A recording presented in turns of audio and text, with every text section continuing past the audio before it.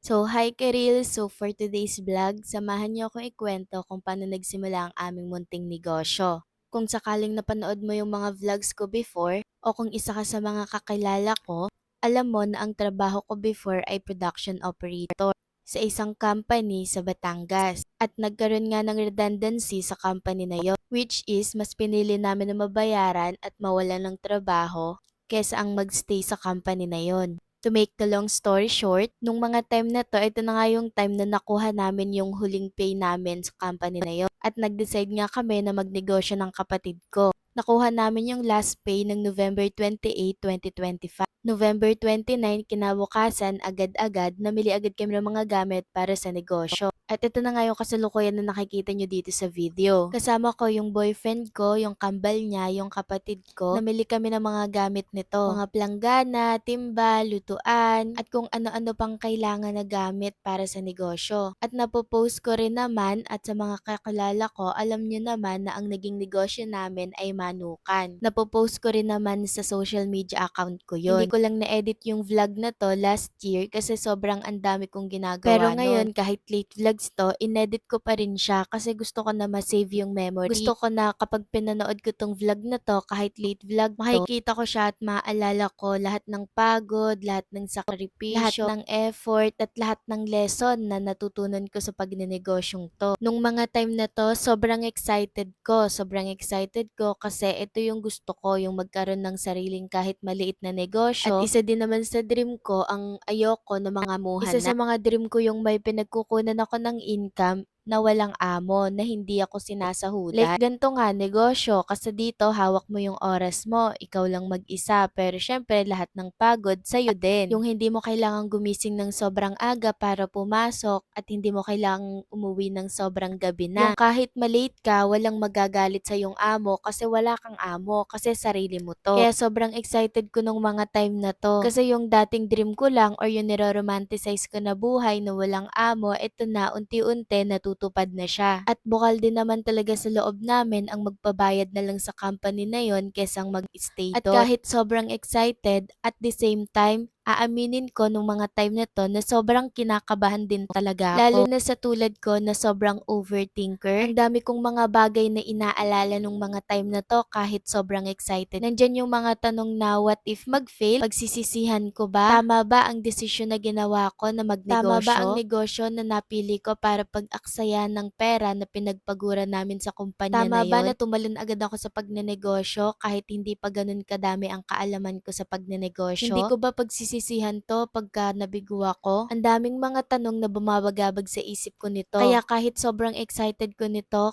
at the same time, sobrang kinakabahan at ang dami ko talagang inaalala ng mga time na to. Pero isa't isang sagot lang din ang pumapasok sa isip ko. Hindi ko naman malalaman yung resulta kung hindi ko susubukan. Hindi ko naman malalaman yung resulta kung iisipin ko lang, 'di ba? So anyway, balik muna tayo dito sa vlog. Ito na nga yung mga time na nagpasukat na kami dito ng istante kung magkano, nanganganvas-nganvas na din kami. Since fried chicken nga yung ititinda or ininegosyo namin, kailangan namin ng istante. Tapos na nga din pala kaming mamili nito ng ibang mga gamit pero may kulang pa na kailangang bilihin. Next time na lang namin yun bibilihin. Yan nga pala yung kapatid ko na tumulong sa akin sa pagnenegosyo para makapag-umpisa. At dahil nagutom kami, madami kami magkakasama, need namin ng pagkain kaya bumili muna kami dyan sa karinderya.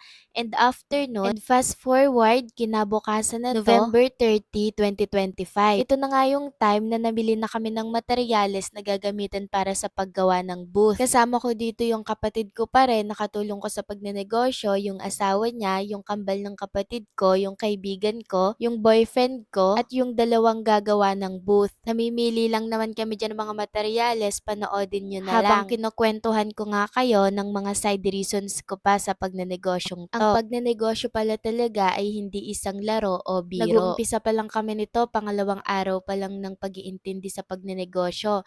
Namili pa lang kami ng gamit kahapon. At ngayon, namimili pa lang ng materyales para sa hindi pala talaga biro yung pagod, yung sakripisyo at higit sa lahat yung finances, yung pera na magagastos mo para sa pagnenegosyo. Talagang maglalabas ka ng pera para maging maayos yung negosyo. Excited ako na masimulan ng negosyong to pero at the same time, yung mga time na to na gumagastos na-stress na ako ng konti neto. Kasi syempre, ako lang yung mamumuhunan, kami lang ng boyfriend yung budget namin dito galing lang sa redundancy na nakuha namin. In short, limited lang yung budget namin para dito. Medyo na-stress na ako nito nung gumagastos na kasi nag-e-exceed na yung budget lang para sa negosyong to compare dun sa actual na nagagastos na namin ng mga time na to. So ako, nagsisimula na naman akong mag-doubt nung mga time na to kung worth dahil it nga ba? Overthinker tayong malala. Napapaisip na naman ako dito nung mga time na to nung gumagastos na worth it ba? Worth it ba yung puhunan ko or yung gagastusin ko para sa negosyong to, para sa itatayo kong negosyo? Mababawi ko ba lahat ng ginastos ko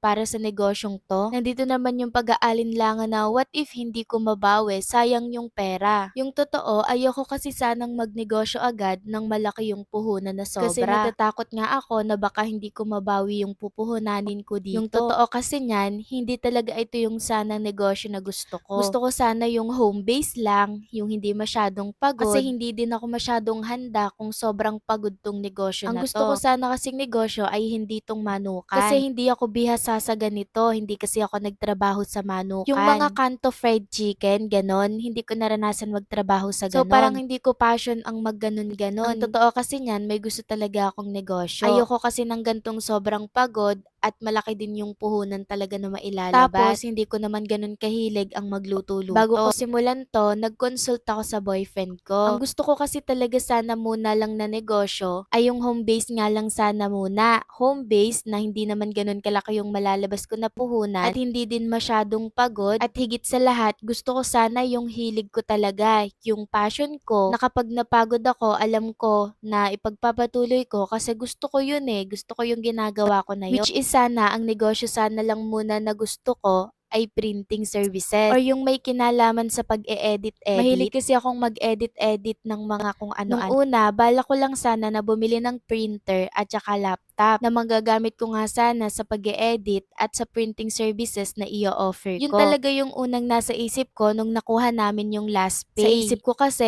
hindi ganun kalaki ang puhunan na magagastos ko doon. Bibili lang ako ng printer, pwede namang second hand at saka laptop. Pwede namang second hand muna, try lang naman muna. Tapos yung mga papel-papel lang na mga kailangan para sa pagpiprint. Then mag-offer nga sana ako ng printing services or magagawa ako ng mga invitations, wedding invitations, mga birthday invitations, mga ganon. Basta about may kinalaman sa pagpiprint, yun sana yung gusto ko munang negosyo. Yun nga kasi naisip ko hindi din ganun kalaki yung mailalabas kong puhunan kasi home base siya, hindi ko na kailangang umupa para sa renta ng pwesto. Kahit sa bahay lang siya, magagawa ko siya, then post ko lang online, mga ganong bagay ba. Then sabi ko, hindi naman siguro ako lugi kapag nalugi yung negosyo na yon, yung printing services na iniisip ko kasi yung laptop naman na binili ko, magagamit ko siya. If ever na hindi mag-click yung printing services na ino-offer ko, magagamit ko siya sa pag-edit ng vlogs or self-use, ganon. Kasi laptop naman yon at higit sa lahat, gusto ko magka-laptop talaga. Sabi ko sa sarili ko, kung printing services, gusto ko talaga siya kasi passion ko naman yung mag-edit-edit. Bukod pa doon, kapag nalugi nga, hindi naman ako masyadong malulungkot kasi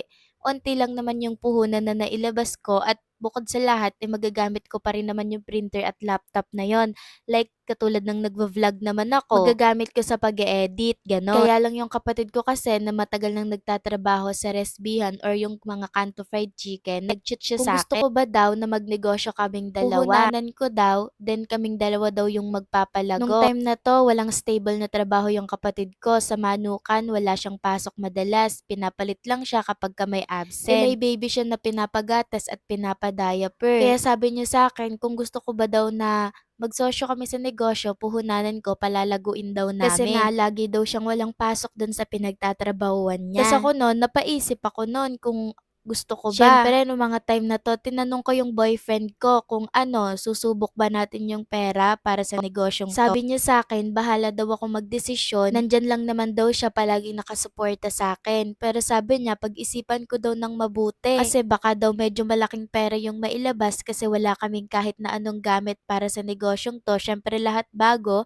lahat bibilihin. Sabi ko sa kanya, try kaya natin. Hindi naman natin malalaman kung hindi natin ita-try. Then sabi niya, sige ikaw, basta ako nandito nakasuporta lang sa inyo. Before kasi nung nagtatrabaho pa kami talaga dati, napaisip din kami na magtayo ng boyfriend ko ng manukan or fried chicken. Kaya lang, wala namang maalam sa amin na magganon. Kaya nung nag-offer yung kapatid ko na puhunanan ko magnegosyo daw kami, napaisip ako kasi dati naiisip naman talaga namin ng boyfriend ko na magnegosyo ng manukan. Hindi lang talaga kami marunong. So ngayon, nung inakit ako ng kapatid ko, napaisip ako na what if itry nga namin kasi dati naman naiisip namin ng boyfriend ko na magtayo ng fried chicken business. Dahil nga hindi kami marunong, hindi namin tinry. And this time, nung nag-chat sa akin yung kapatid ko, eto na yon parang naisip ko, sign ba to? Sign ba to na mag-umpisa na kami ng fried chicken business? Kasi gusto naman dati talaga namin ng boyfriend ko na mag-fried chicken business. Pero hindi nga kami marunong. And ngayon, yung kapatid ko marunong naman siya. What if itry nga namin? May ganong thinking ako nung mga time na yon. Pero syempre, malaki din talaga yung pag-aalangan ko noon. Kasi syempre, hindi ko ano tong chicken-chicken na 'to, Hanggang sa ayan na nga, nandito na nga kami, tinry na nga namin 'tong fried chicken business na sinasabi ng kapatid ko na i-try namin. Bukod kasi na naiisip rin namin na business 'to dati ng boyfriend ko, makakatulong din ako sa kapatid ko na magkaroon siya ng trabaho kasi dalawa kami ditong mag-aasikaso. Siyempre naaawa din naman ako sa kapatid ko kung wala siyang work kasi may baby siya na pinapagatas at pinapa-diaper. So bilang ate, sige, what if itry nga namin, 'di ba? Di kung mag-succeed, pare-pareho kaming masaya kasi pare-parehong worth it yung pagod namin dito. At kung hindi, walang sisihan to kung malugi man kasi ginusto namin 'to pare-pareho. Mutual yung mga naging decision namin dito. Ako, may pag-aalinlangan man, tinaray pa din. Ginusto ko pa din. Sabi ko, sige na nga, bala na si Batman, sisi na lang later kapagka hindi nag-work. Pero sinabi ko sa sarili ko na once na hindi mag-work to, wala akong sisisihin na kahit sino. Kasi nga, mutual yung decision. As for my boyfriend, medyo alangan din siya sa negosyong to, pero sumuporta siya. Kasi naisip niya nga din na what if mag-work, 'di ba? And as for my brother, if malugi to, hindi ko sa kanya isisisi kasi idea niya to. Hindi ko siya sisisihin kasi nga, in the end, nasa akin pa rin naman yung desisyon, nasa amin pa rin ng boyfriend ko kasi kami yung mamumuhunan, 'di ba? Kaya hindi ko pwedeng isisi sa kanya kapag nalugi tong negosyo na to kasi nasa amin ang huling desisyon ng boyfriend ko kung ipupush namin ang pagnenegosyo na to, idea niya lang naman, kung gusto ko lang naman, kung gusto lang naman namin. Kaya tinatak namin sa isip namin ng boyfriend ko na if malugi ang negosyo na to, walang sisisihin na kahit na sino kasi pare-pareho namin ginusto to. And syempre, nandito na nga tayo, sinimulan na nga namin to, i-workout na lang namin kung paano siya mag-work, 'di ba? And ayun, nalaman nyo na yung ibang reasons, yung behind story bago namin sinimulan tong business na to. Kaya balik na tayo dito sa vlog. Siguro naman na ipaliwanag ko naman ng maayos ang mga bagay-bagay dito. Nung mga time na to, tapos na ngang gawin yung booth o yung cart na gagamitin dun sa magiging pwesto namin. Pinilit na tapusin to nung gumawa kahit gabi na. Nung mga time na to, siguro mga 11 na to, mga ganyang oras. Grabe yung pagod namin dito, yung maghapon na pagbili ng materyales, kapag may kulang pabalik-balik, buti na lang may motor kasi medyo malayo kami dito sa labasan. And finally din naman, sa haba ng maghapon, natapos din naman tong cart na to. And ayan nga, dadalhin na namin siya dun sa lugar or dun sa bahay ng mama ng boyfriend ko. Para nga pag nakakuha na kami ng pwesto, mabilis na siyang maililipat kasi nandun lang siya sa labasan kasi yung bahay ng mama ng boyfriend ko, dun lang din sa may labasan. Grabe yung sakripisyo talaga, yung pagod kapag nag-business ka. Tignan nyo naman itsura namin dyan.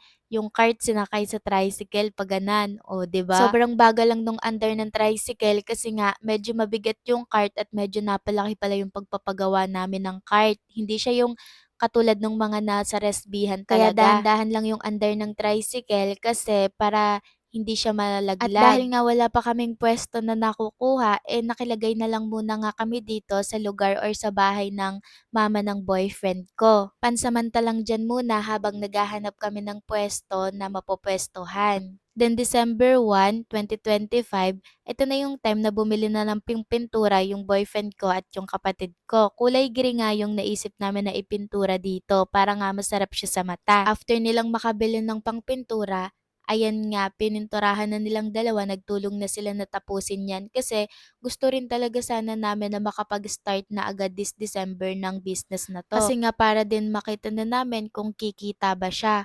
Kasi sabi namin pare-pareho na try lang naman eh, okey lang 'yan if malugi man, eh, di okey lang kasi ang mahalaga tinaray nga namin at kung mag-succeed, eh, di okey pare-parehong masaya 'di ba, gano'n lang Basta 'yun. sabi namin try lang And muna. ayan na nga nagpipintura na nga sila diyan and panoorin niyo na nga lang yung pagpipintura nila, hindi ko na nga muna 'to ivo-voice over.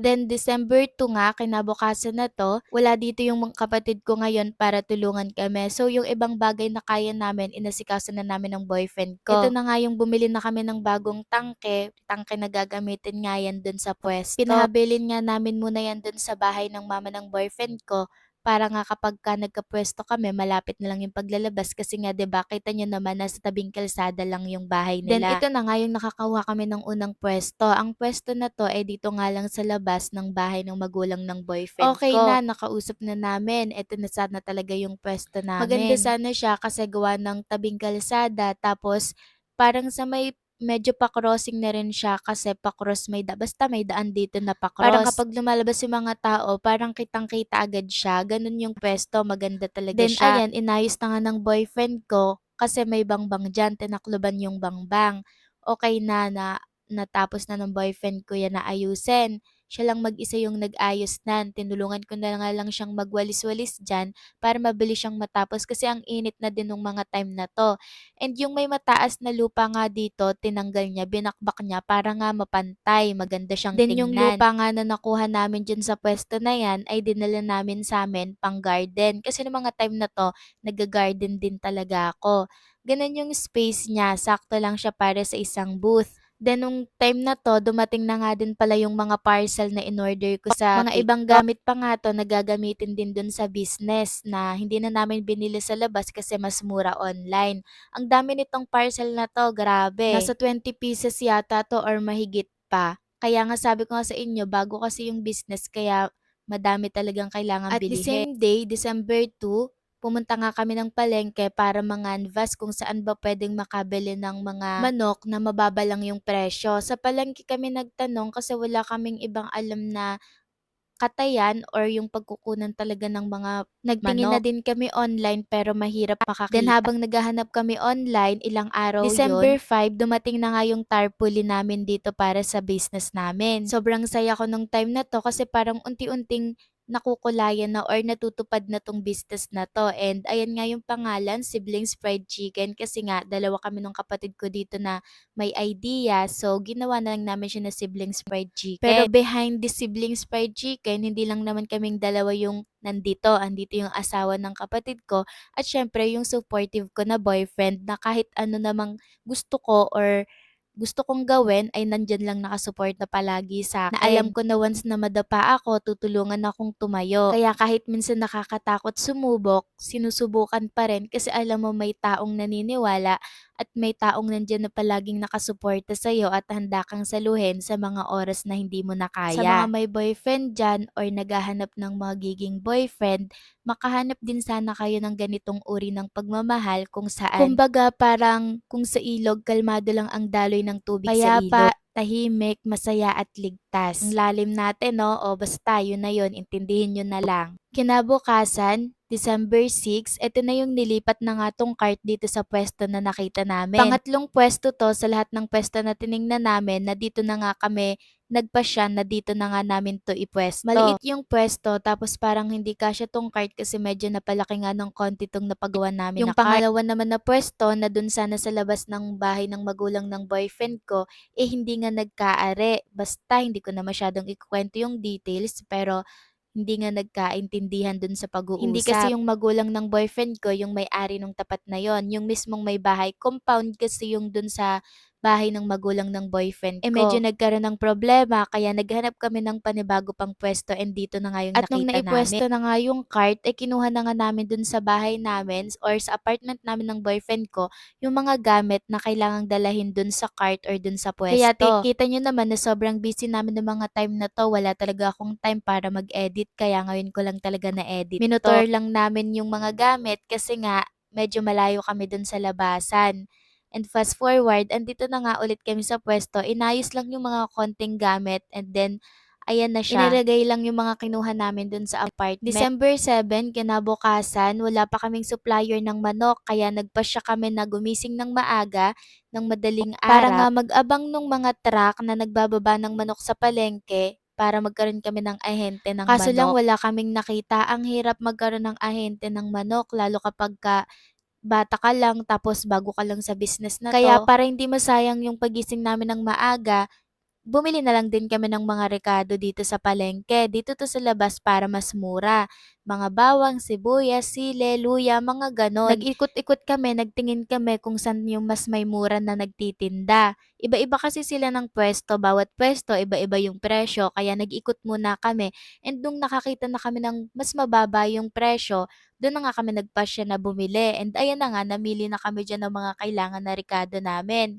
Yung mga rekado na yan gagamitin niya sa paggawa ng suka at sa paggagawa ng mga sauce. Then nagpasya na nga din kaming mamili ng mga iba pang mga rekado like mga cornstarch, tapos basta yung mga harina, madami kaming binili dito, mga toyo, suka, mga kung Pero ano-ano. siyempre lahat naman ng binili namin is lahat yon need sa business. Medyo natagalin kami dito sa palengke kasi nanganvas kami kung saan yung pwesto na may pinakamababa na nagbebenta ng mga kailangan Siyempre namin. para mas makatipid kami at para din mas ma-budget pa namin yung pera kasi hindi na rin gano'n kalaki yung hawak Ang namin gusto ngayon. nga ng kapatid ko, humanap kami ng supplier ng mga need namin sa business. Kaya lang hindi naman madaling humanap ng supplier eh. Kaya sabi namin for the meantime, dito na lang muna tayo mamili sa palengke kung saan yung may pinakamura. Kaya ayun na nga yung naging decision. At the same day, December 7, andito nga kami sa pwesto after namin mamili. Nagpahinga lang tapos pumunta na kami dito sa pwesto. Nagtulong-tulong kami na maglinis dito at ayusin pa yung ibang mga kailangang ayusin. Tapos nagkabit na rin itong tarapal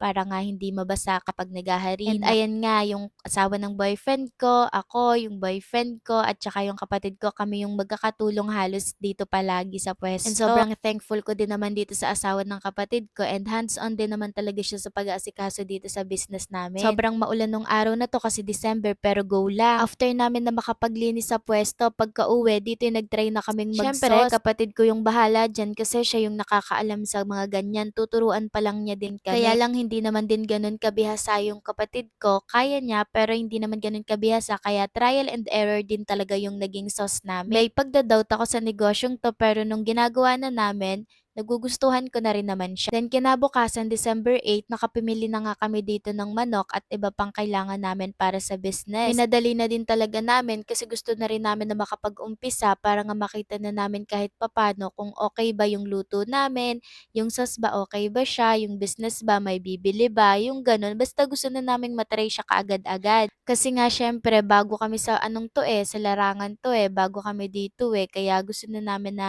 maano kung papatok ba siya, gano'n. Sobrang busy namin ng mga panahong 'to this December, sobrang busy namin. Magki-Christmas pero sobrang busy namin hindi dahil sa Christmas, pero dahil dito sa pag-aasikaso ng negosyo. Halos araw-araw lumalabas kami para manganvas ng mga presyo, maghanap ng kung saan kukuha ng supplier ng manok at ng mga gamit, pag-iasikaso sa puwesto, lahat-lahat. Kaya wala na akong time para mag-edit nung mga time na 'to.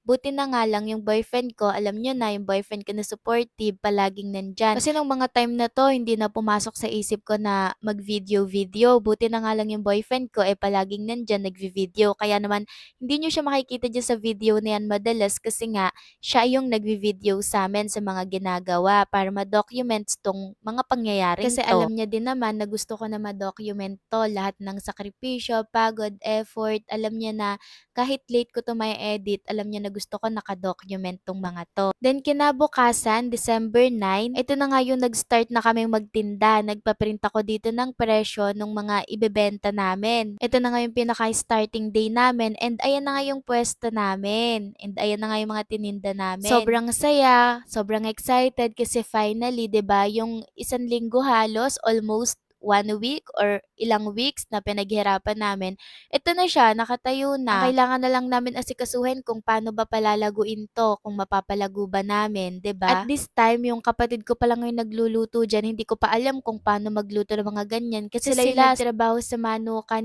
kaya sila yung may idea kung paano yung mga ganyan bagay. Ang role ko lang dito nung mga time na 'to is sumuporta. Pero dahil business naming apat 'to, yung boyfriend ko, yung kapatid ko, ako, tsaka yung asawa niya. Pero mainly kami talaga yung magma-manage dito nung kapatid ko and soon baka maiwan na lang din akong mag-isa dito.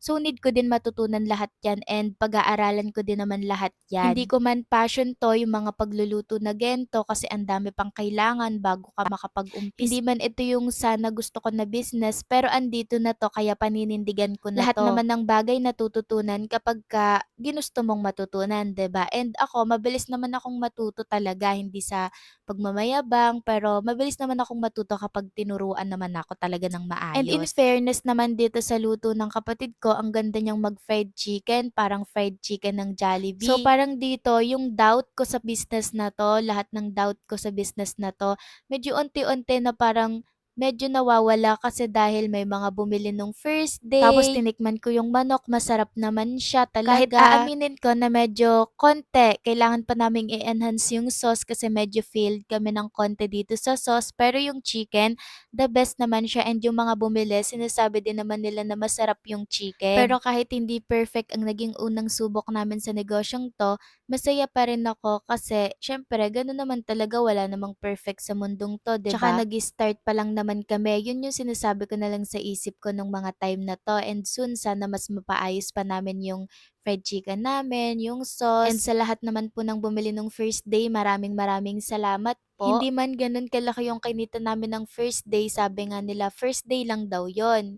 Siyempre hindi pa naman daw gano'n kakilala. And after nun pag-uwi, kinompute ko yung mga expenses, yung mga kailangang ilista, kaya lang hindi ko siya ma-compute lahat. Kasi hindi ko na rin na-notes lahat nung lahat ng pinamili namin, simula pa nung una kami nag-start dito para umpisan 'tong business na 'to, hindi ko siya na-notes lahat. So, hindi ko alam kung nakukuha ko ba. Wala akong pinaka-eksaktong details kung magkano talaga yung nagastos namin sa business na 'to, pero isa lang ang alam ko, nag-exceed kami sa kung ano lang yung budget namin para dito. Then December 10, in God's will, nakahanap kami ng supplier ng manok dahil sa pinsan ko and sobrang thank you sa kanya dahil nakakuha kami ng supplier ng manok sa katayan mismo ng manok na mas mura talaga ta siya. Kumpara kung bibili kami sa palengke. Kaya lang medyo malayo nga lang sa'min, kailangan pang magdalawang sakay. Pero okay lang din naman and thank you talaga sa pinsan ko na nag-suggest sa'min nito na dito kami kumuha, na nagpaalam sa'min nitong katayan ng manok na 'to. And nung December 12 din, nakahanap na nga din kami ng supplier ng chicken skin. Sa palengke lang siya pero nakuha namin na mababa kasi nga pang negosyo and nag-start pa lang kami na magnegosyo. Malapit nang matapos ang vlog na 'to kaya sasabihin ko na rin yung iba pang sides ko dito sa pagnenegosyo. Totoo talaga na napakahirap magnegosyo, hindi biro yung sakripisyo, yung pera na ilalaan mo dito, yung effort, yung pagod,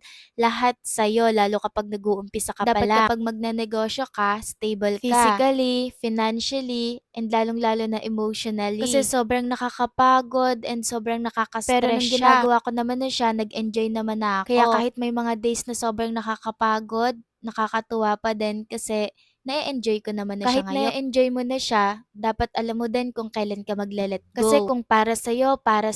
And kung pakiramdam mo hindi na para sa'yo, hindi na nagiging okay, kung malakas yung loob mo na sumubok, alam mo din dapat kung kailan ka susuko, 'di ba? And bago matapos ang video na 'to, sinasabi na po namin sa inyo na isinusuko na po namin ang siblings fried chicken. Sa halos 2 months mahigit na pag-aasikaso, pag-iintindi sa maliit na negosyo namin na to. Marami po kaming natutunan, as in sobrang dami po talaga at hindi na po namin maiisa-isa yan dito sa vlog na to. Nasabi ko na po yung ibang naging lesson namin dito and Yung iba po sa amin na lang. In the past 2 months mahigit na nagtinda kami, ang dami po naming natutunan na mga inaasahan at hindi inaasahan na dapat mangyari. Na-enjoy po namin ang maliit naming negosyo. Lahat naman ng nangyari ay hindi naman kita sa video na to. Kami ang nakakaalam kung anong nangyari sa negosyo. Na-enjoy namin ang maliit na negosyo namin na to for the past 2 months na nagtinda kami. Pero tulad nga ng sabi ko, tinaray lang naman namin wala namang masama. Nag-take kami ng risk, 'di ba? Unang-una pa lang naman nakaset na sa mind namin na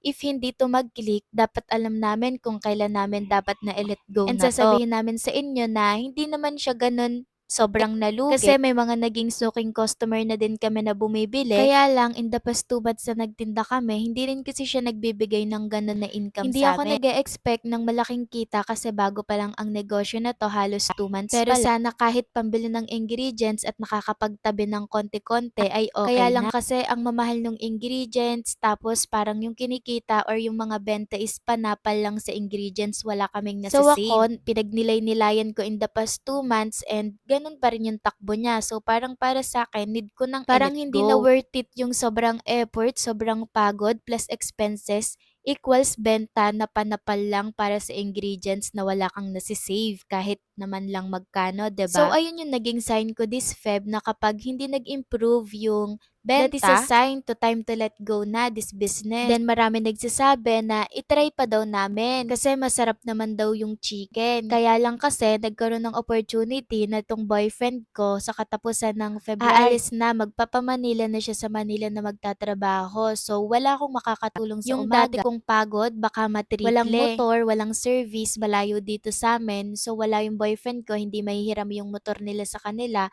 walang magse-service para sa akin. Ang hirap para sa akin kasi ang hirap ng sakayan dito sa amin. Hindi lang din naman yan yung reasons, madami pa kaming reasons kung bakit gusto na naming itigil yung business. And masyado nang mahaba tong video, so hindi ko na maiisa-isa lahat pa dito ng buong detalye. Since hindi naman ganun kalaki kumita yung business and halos panapal lang din sa ingredients kasi nga ang daming ingredient, and magkakatrabaho na sa Manila yung boyfriend ko, sabi ko sa sarili ko, siguro enough na yung 2 months mahigit na binigay namin na effort or binigay ko na effort para patakbuhin ang negosyo. Sa ngayon, itigil na muna namin. Parang hinihingi na kasi ng panahon na it's time to let go na Behind this vlog, sa lahat ng mga nasabi kong natutunan namin, tulad ng sabi ko, mas marami pa kaming natutunan na nasa sa amin na lang, nasa sarili na lang namin kasi hindi na kayang i-video pa or sabihin pa dito kasi sobrang haba na ng video na to.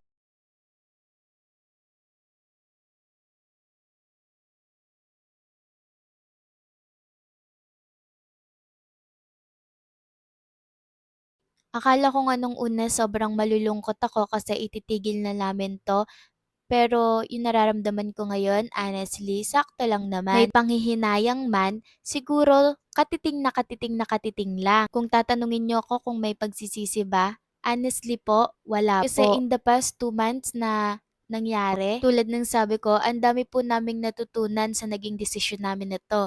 Ang dami naming natutunan sa negosyo na 'to at higit sa lahat sa sarili namin. And honestly, still grateful and thankful po kami sa naging desisyon namin na 'to. Walang pagsisisi kasi alam namin na ginawa namin yung best para sa Kaya negosyong kahit to. Papano, masaya kami na isasara ang chapter ng buhay namin na to. And this is me, Rhea, saying this, Siblings Fried Chicken is officially signing off. Kukunin ko na rin ang pagkakataong to para magpasalamat sa lahat ng tumulong at sumuporta para maumpisahan ang business na to at sa lahat ng tao na nasa likod ng bawat vlog About na sa to. Business na to, sa lahat ng sumuporta, maraming salamat See you po sa next chapter ng buhay namin kung saan baka nasa Manila One na of our kami, no? dream Dream din naman na makapag-work sa Manila and sana mag-workout Pero ang if lahat. Something na merong hindi mag-workout, okay lang. Bata pa naman tayo, it's okay to figure out things little by little, step by step. Ang mahalaga naman sa bawat desisyon na ginagawa natin or ginagawa mo or ginagawa May ko, mga natututunan tayo at kung mabigo man, tayo lang ulit. May iba pa namang pagkakataon at panahon at kung para sa'yo, para sa'yo. And kung pinanood mo to hanggang dulo, Thank and yun you. nga lang ka-reels, thank you for watching. See you on my next vlog. Follow my page for more. Love you all. Bye! Mwap!